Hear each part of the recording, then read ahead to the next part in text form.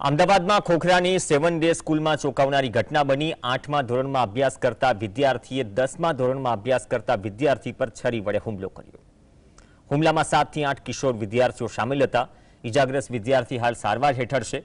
Police તપાસમાં સામે આવ્યું કે ઇજાગ્રસ્ત વિદ્યાર્થી અને આરોપી વિદ્યાર્થી વચ્ચે એક અઠવાડિયા પહેલા નજીવી ધક્કો મારવા જેવી બાબતમાં ઝઘડો થયો હતો, જે બાદ શાળા છૂટતા સમયે અદાવતમાં હુમલો કરવામાં આવ્યો।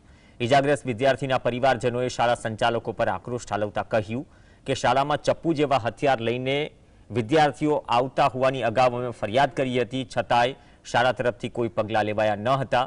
વિદ્યાર્થી પર હુમલા બાદ શાળા સંચાલકોએ એમ્બ્યુલન્સ પણ બોલાવી ન હતી અને વિદ્યાર્થીના પરિવારજનો ખુદ ઇજાગ્રસ્ત નયનને રિક્ષામાં હોસ્પિટલ લઈ ગયા હતા।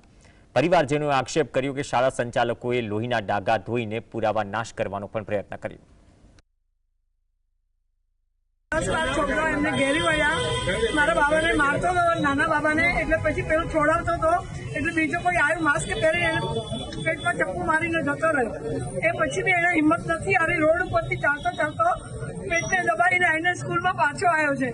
અત્યારે એ લોહીના ડાઘા બી ત્યાં નથી, એ લોકો ધોઈ કાઢ્યા છે, પાછો આવ્યો છે। એટલો હિંમત વાળો છે ને, કોઈ બી સ્કૂલના સર કોઈ બી આગળ નતું।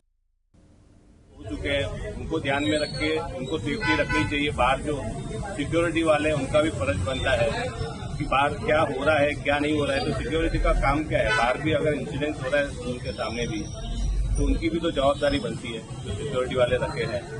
पहले भी मेरे बच्चे भी वो स्कूल में पढ़ते हैं, पहले भी ये कंप्लेंट जा चुकी है।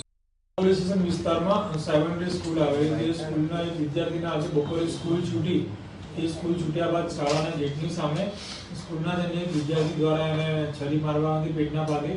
ત્યારબાદ પોલીસને ઘટનાની જાણ થતાં તાત્કાલિક પોલીસ ઘટના સ્થળે પહોંચી હતી અને જે છોકરાને એડમિટ કરવામાં આવ્યો હતો ત્યાં આગળ જઈને પૂછપરછ કરતા એના માતાની ફરિયાદ લેવામાં આવેલી છે અને જે છોકરાને છરી મારે છે એની વિરુદ્ધમાં અટેમ્પ્ટ ટુ મર્ડરનો ગુનો દાખલ કરવામાં આવેલો છે।